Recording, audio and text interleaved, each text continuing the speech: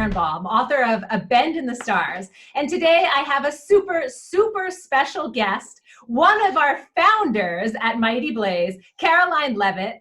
Her 12th book just dropped, With or Without You, and I loved it. I couldn't put it down. I read it in one sitting. Caroline, tell me, what is your book about? Well, first of all, I'm absolutely thrilled to be here. You're a genius producer, and everybody should know that Rachel is also a wonderful, wonderful writer. Just like her book just blew me away. The book is actually it's about a midlife couple.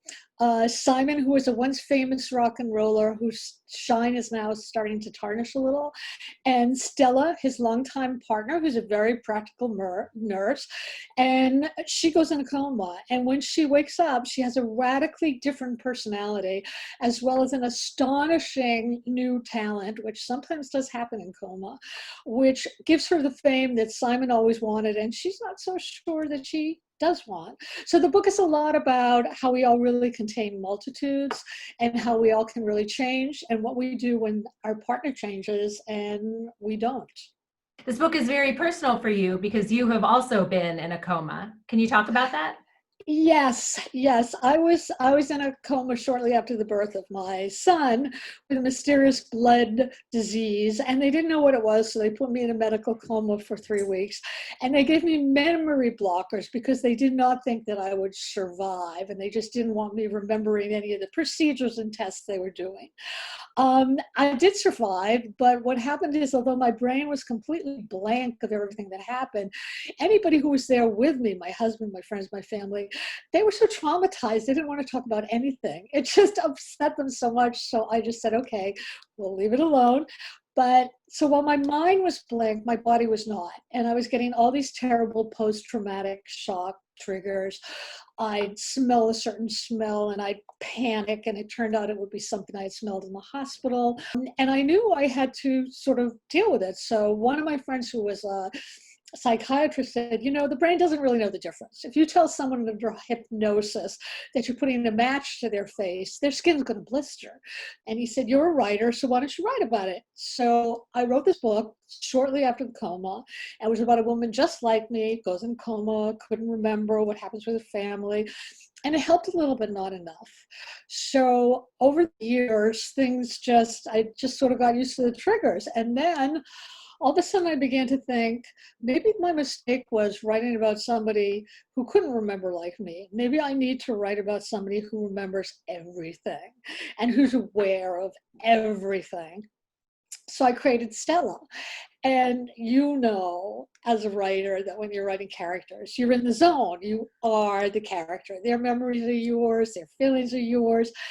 And through doing that, I was finally able to process the coma and get rid of all of the triggers except one. I still do not like to go to sleep at night.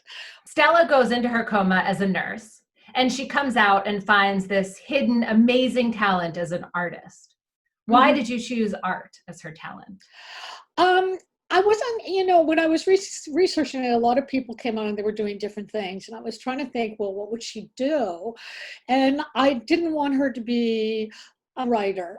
And I didn't really want her to be like a great athlete because I don't know anything about that. I'm not responding to that. However, I do paint. And when I was in high school, I actually was good enough to get a high school scholarship to go to Mass College of Art. And I just gave it up because I didn't have that passion. So I was trying to think of like what she would do. And I remembered when I came out of my coma, I did actually draw a lot of circles, and they never went any further. That was it. That was just sort of hypnotic for me. And I remembered that R. Crumb, the underground artist, his brother, used to draw these incredible, intricate drawings just using circles. And I thought, well, that would be good. And that would be also something that it's sort of like writing, and that writing you get at the deep heart of stuff, and really good painters make you feel. So the book is dominated by a friendship between Stella and Libby, and it's a tough friendship. It has its ups and downs. Can you tell us about it? How did you come up with those ups and downs?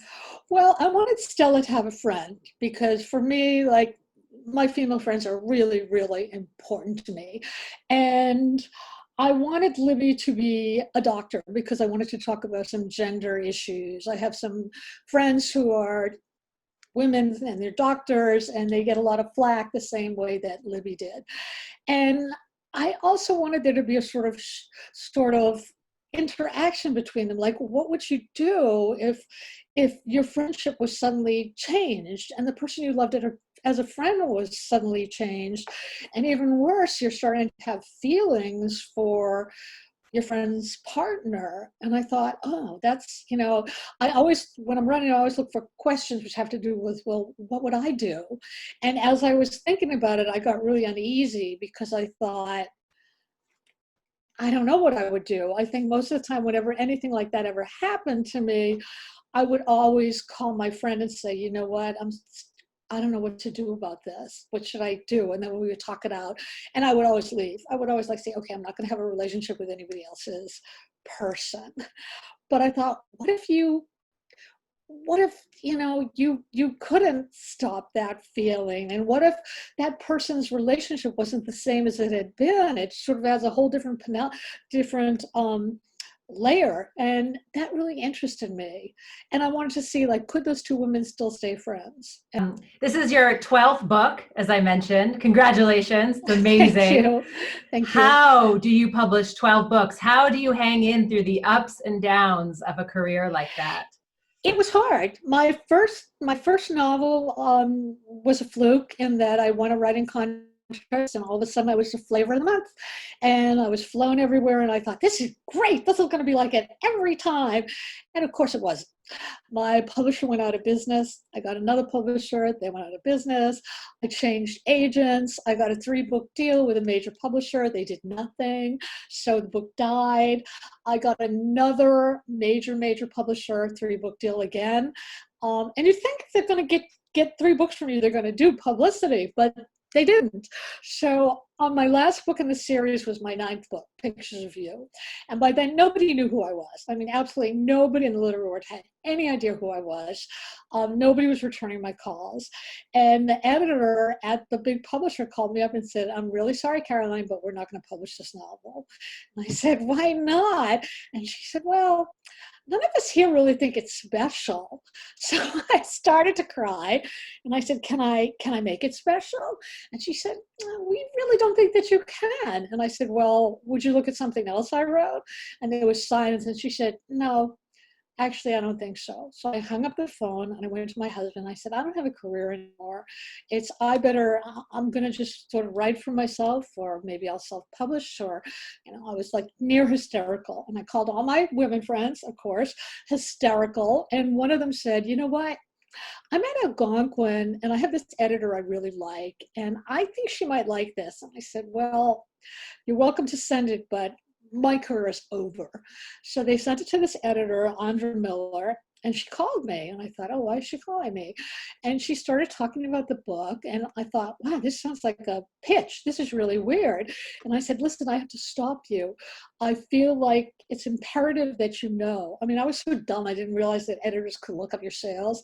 I said, I do not sell books. I just don't. I've had this in my 9th book and I haven't sold anything. Nobody knows who I am. And she laughed and she said, oh, honey, they will now. So I sold the book to them for very little money, but that was fine. I was thrilled. And 6 weeks before the book came out, Algonquin had it in 6 printings.